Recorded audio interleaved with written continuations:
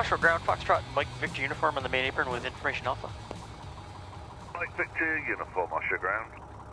Oshawa ground, FoxTrot Mike Victor Uniform, Cessna 172 on a VFR flight plan northbound to Earlton, 6,500, requesting taxi directions to the active, please. Mike Victor Uniform ground, runway 12, altimeter 3004. Taxi Alpha Bravo, squawk 5363. Contact tower 1201, order short. Taxi Alpha Bravo Squawk 5363, contact tower holding short 12, Mike Victor Uniform.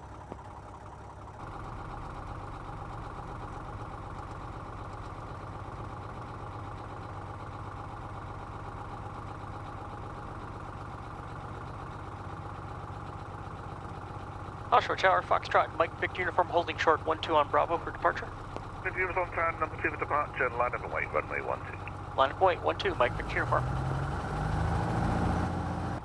Mike Victor Uniform tower, Cessna ahead is departing to the northeast, left turn out, port clear to the northwest, wind 090 clear takeoff, runway 12.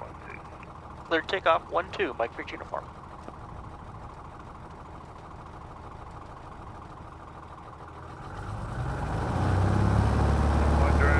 Runway 05, see Charlie, hold short, runway 12. Airspace live, everything's green, 45.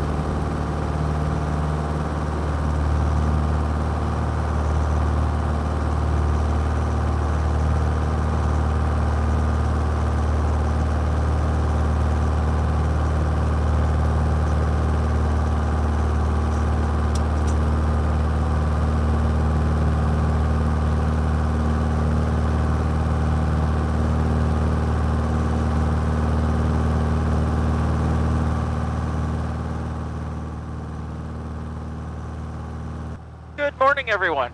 Beautiful morning for flying, it looks like. Really smooth air, a lot of cloud to the east of us, spotty cloud to the west. We're heading north. We're going to a town called Earlton, and we're going to a bison farm, Bison Du Nord. I'm pretty excited for this. I've flown over the bison herd a couple of times and looked down on them, and today we're going to get to visit. So we've got about a 2.5-hour flight. Should be uneventful. It's supposed to be clear sky all the way. Off to Earlton.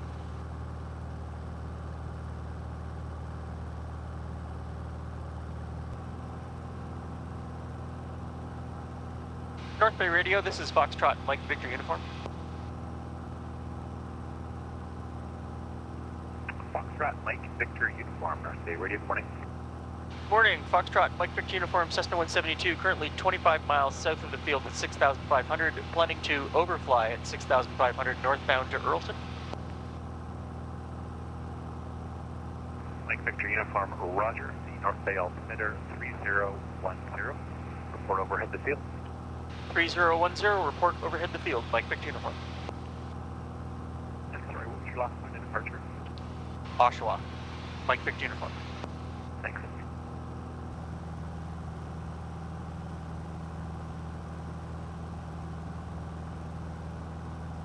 Earlton traffic, FoxTrot Mike Victor Uniform, Cessna 172, currently 5 miles south of the field, inbound for landing, planning to join left downwind runway 26. Earlton.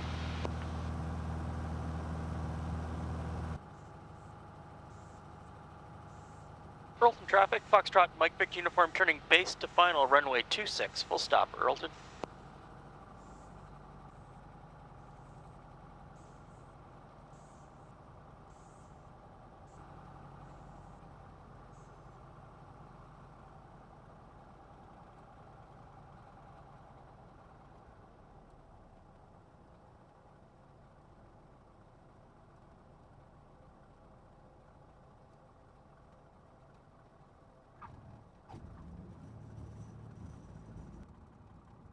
Uniform, Earlton Unicom.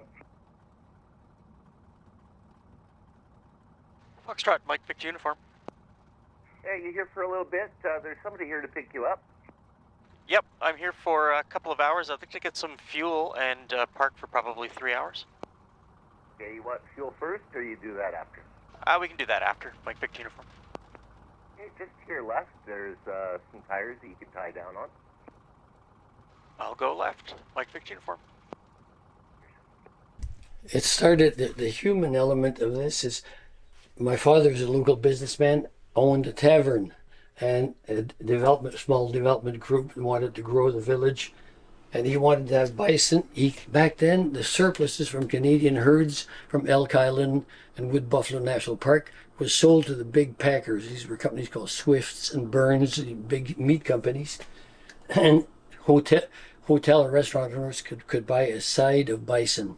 My father would buy some for his preferred customers at the tavern and keep them loyal. So he tried to buy bison back in '67.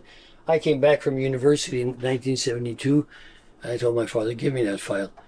With the vanity of a young man who's just come back from university, who says, I'll show the old guy how to do this. And sure enough, I found a bison in the zoo. So I bought one cow. It took me 1.5 years to find the bull for the cow. Now, our farmer friends had a lot of fun with that. They said, guys, there's something about biology you don't understand. You need a bull. So we eventually, when I found a bull, it was a group of 6. I couldn't buy just the one bull. The guy wouldn't sell just one. He says, you buy all 6 or nothing. He was getting out of bison. So I bought his bison. And then over time, we bought bison from the national herds. The Canadian government had deregulated bison from being just a game animal, which you couldn't ranch privately, to being a domestic species. So regulated as all domestic species are.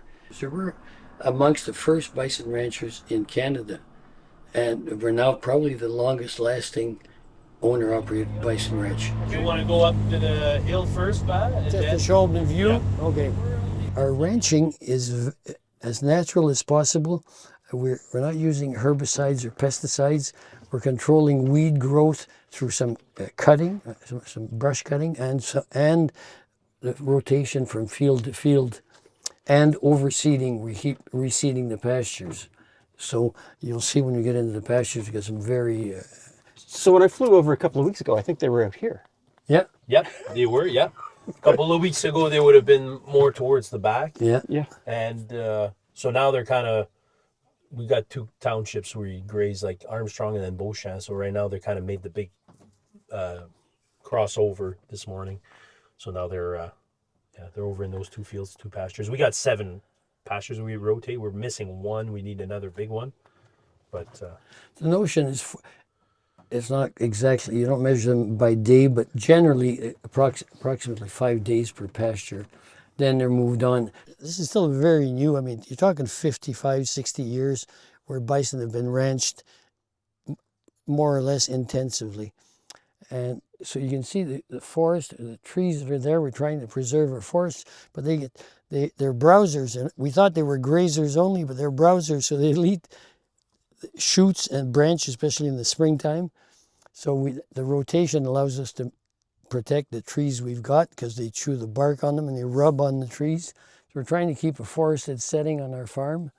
So you and your dad decide that you're going to get bison. Yeah. You had no cattle. No background. farming experience. No farming experience. No, we were merchants. So you learned everything on the ground. Yeah. Did you have other people helping you, or was there any information at the beginning about ranching bison? Was there? Back then, we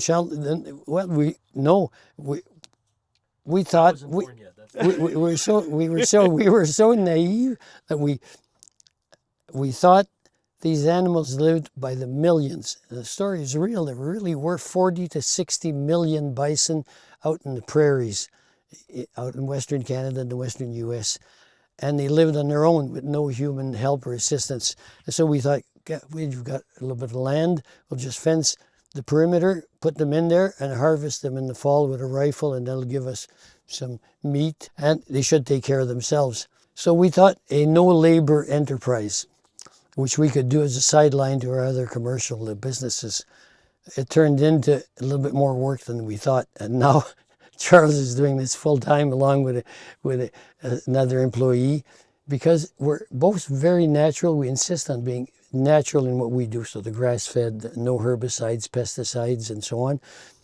But we are heavily managed, because if you're going to make this work on the business side of it, you have to have high fertility, which means you need to monitor. You'll see the bison when we're out there have 3 tags. They actually have a radio frequency ID tag. They have a highly visible tag so we can keep our records. So we manage them in a sense from the outside. We can't handle them like you would domestic bovine. We can't just shunt them off into a pen and say, let's give it some needles and do some tests or induce the rut. This is all natural. So we need to always be working on the conditions that make them healthy, that make them fertile. So realistically, how much of the bison's life is just out there on its own without you intervening? A female here is born here, and it's the ones that are selected or bought in, they can live up. We'll keep them around for maybe 15, 16 years. If they get up to 18, 19, that's going to be getting close to elderly once they get into their 20s. So that's going to be out of the production. The high production is kind of, those days are starting to be behind them now. So it makes sense at that point, while they're still in good flesh, that to harvest them at that point. So a female will be here quite a while. They can live beyond those years, but again, elderly in their 20s. So, and then the bulls have a quicker rotation. Like most of the meat are coming from young bulls, young males. You only need for a bull for 15 cows or whatever. So for 125 plus cows, we got about 7 active breeding bulls, and they can live a long time as well. But a meat bulls are about 2 to 3 years old when it gets harvested. Breeding bull prime ages are between 7 and 15 years old, but they can breed as young as 2. So it all depends on your hierarchy of your bulls. The oldest one we've got right now out there is a 2019 born. So, 7-year-old bull out there. That's the oldest one there. And at the end of this year, we're going to move him. He still has a productive life if he's healthy. So we're going to try great genetics. So we'll try to move him onto another ranch. But he can only be introduced to a ranch that is a one bull operation, because once they get adulthood, they won't get along with other adult bulls. They have to be brought in from the bottom up, like young and move up the ranks. Grow into them and be accepted and form some kind of brotherhood bond for now, until it's gets the stakes get too high, and then they start too much fighting, and that's not good for the wallet. So yeah.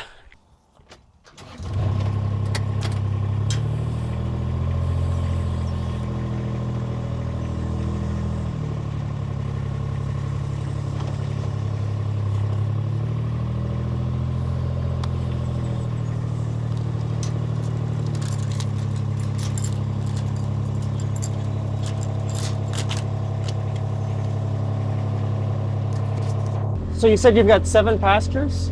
yeah, How many acres total? about 700 acres, but Okay. not all of it's fenced. Maybe 450-ish acres fenced off. A lot of it is like we're in a like ravinous type of terrain here, so Yep. there's some places you just can't fence off. Okay. And if you did, it'd be an arm and a leg. It'd be really expensive. But most of what you're going to see here are going to be younger females with the adult females and some breeding bulls. Most that's a little yearling bull there, beside female. Like these are 2024 females. Okay. Yeah, these are 2 years old. That's right there looking straight at us with the black tag. That's 2025. That's a yearling bull now, 1-year-old bull. There's a couple-year-old bull back there coming out, like an older bull. Yeah. They're still shedding yet. They're still shedding some This in winter's July. coming, Yeah. Depends on the pasture, depends how much rubbing they can do. They can shed a little faster. Like this is a very wooded pasture, so they'll probably this is a good one they can rub up on some trees and get some of it off. It's always a good sign to see them shedding nice and quick. It's a sign of health, vitality. Is it? Okay.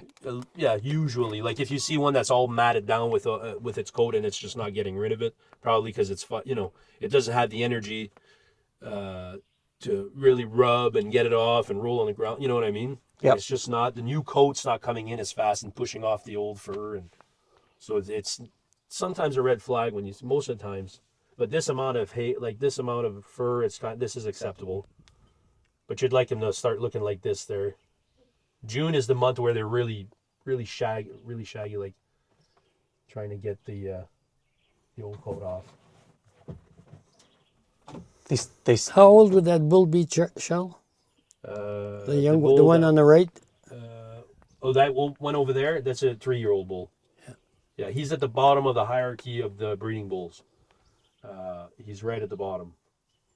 And his temperament's a little more on the nervous side, so I'm not surprised. He's probably these are going to be a little more curious because they're juveniles. Okay. So the equivalent of a preteen, or a teenager. Yep. So they're just kind of like, they like to come and check it out. We'll see what this is about. Like 2-year-old female here, 1-year-old female there. That's a 3-year-old female, right? Oh, sorry, a 4-year-old female. The 210. 210. 210 means 2022. The first digit is the year of birth. Yeah. So that's a simple system for us to be able to figure out ages quickly. This actually is a bull right here. Like right behind this 210 red. That's a bull. That's a yearling bull, 1-year-old bull. A little bit average size there. This is a nice 2-year-old female there. Should be bred in the fall right now. Well, coming into the breeding season, she should be bred and give her first calf at 3 next year. They're curious, but they're just, at the same time, they just don't care.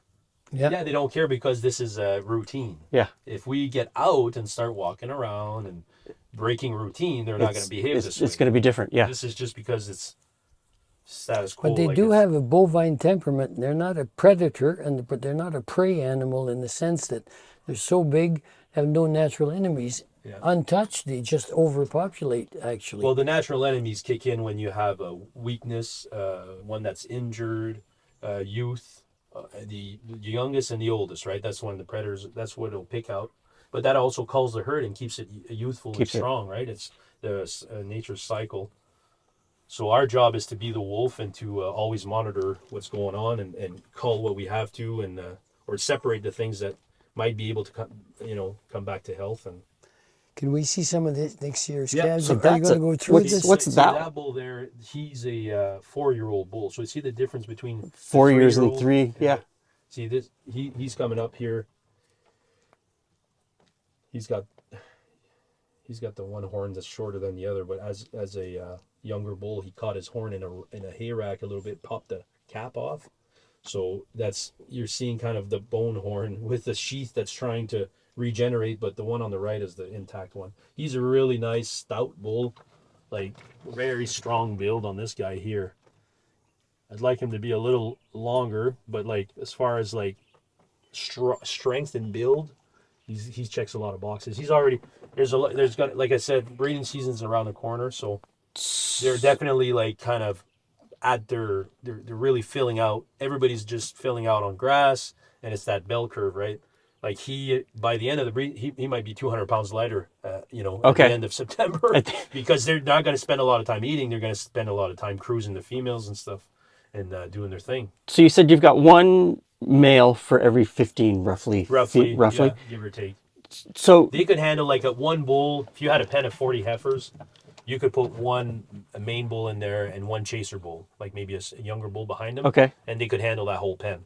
It's just in a natural environment, you still need to make sure you're covering all your bases. So usually, so far it's caused us to have in the 90+% calve rate, like with our females. So it's been the ratio we've been using seems to work. But I think the biggest one is we pulled our bulls off of the herd. We started that in 2017 and not letting them winter with the females so that nobody's off cycle. Okay. Because it's counter nature to have them, we feed them high protein hay in the winter, and any cow that hasn't cycled will cycle off season, and then you have a late born calf. And when you have late born calving, you're really not doing good at that point. So keep giving the bulls their own field and then their own space, and then bringing them back into the herd in the spring so you don't have any off season calving. That's got everybody reset and timed right. And that's the biggest factor with good calving. And then after that, just health and the right bulls with the right cows. So how often do you have to bring in fresh bulls? Every 4 to 5 years, depending. Like right now, I'm kind of squeezing out everything I can from the one bull that came in as a young bull. Okay. Like as a 2-year-old. Okay. feeling out process? Generally, we don't let them breed for more than 4 years. Yeah. 5 years, they don't breed their daughters. And so that keeps the herd Yeah. stable and healthy. Yeah. It's massive. Mm-hmm.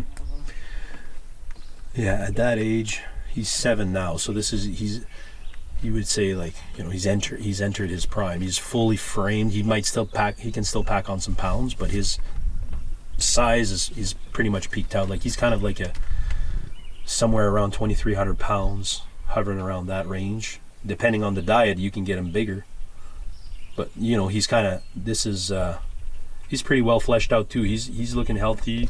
Getting into the breeding season, he's going to look a little different at the end because he's got the heaviest workload. And they've got that beard that starts to really hang down and swing around.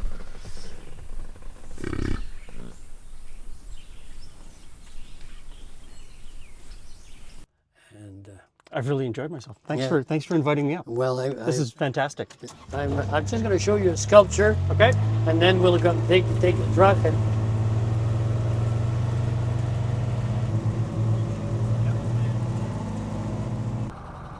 Earlton traffic, FoxTrot Mike Victor Uniform entering runway 08 for departure. Earlton. Earlton traffic, FoxTrot Mike Victor Uniform rolling on 08, right-hand turnout southbound, Earlton.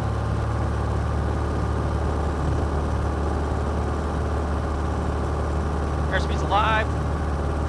Everything's in the green.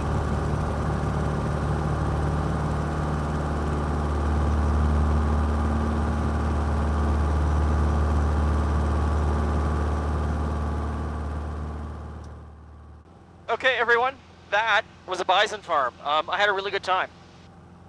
Obviously, we didn't get out and walk amongst the bison. They're massive beasts, and I don't know if the camera captured just how massive some of them actually are.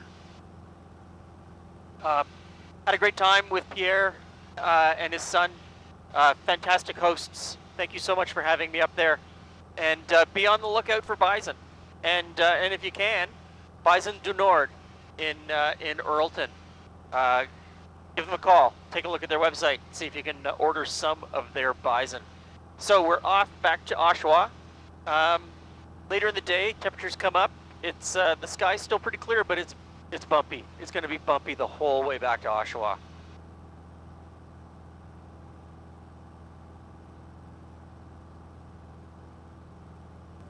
Oshawa Tower, FoxTrot Mike Victor Uniform. FoxTrot Mike Victor Uniform, Oshawa Tower. Oshawa Tower, FoxTrot Mike Victor Uniform, Cessna 172, overhead the town of Uxbridge at 3,500, inbound for landing, last departed Uxbridge, last departed Earlton, and I have information, Oscar. Mike Victor Uniform, runway 12, wind 150 at 5, altimeter 3007, you coming into land? Correct, coming in to land, Mike Victor Uniform. Uniform, runway 12, wind 150 at 5, altimeter 3007, cleared left base, and report entering the control zone. Cleared left base for runway 12, report entering the control zone, Mike Victor Uniform. Mike Victor Uniform, you're familiar with the Raglan area? Sort of, Mike Victor Uniform. Victor Uniform, head towards the Raglan area to head up the mid left-hand downwind for runway 12. Head towards Raglan, Mike Victor Uniform. Echo Foxtrot, Zulu exit left on runway 05, contact ground 118.4, one off. 05, exit Foxtrot. Mike Victor Uniform at Raglan, you can turn into a left base. You'll be following Tecnam traffic on a 7-mile straight in final. From Raglan, join left base, following Tecnam, Mike Victor Uniform. Mike Victor Uniform at Tecnam is just past the nose on the left-hand side. They're crossing the triple power lines on final. Just grab them, Mike Victor Uniform, traffic in sight. Mike Victor Uniform, traffic exiting runway 05, wind 160 at 7, cleared to land runway 12. Cleared to land 12, Mike Victor Uniform.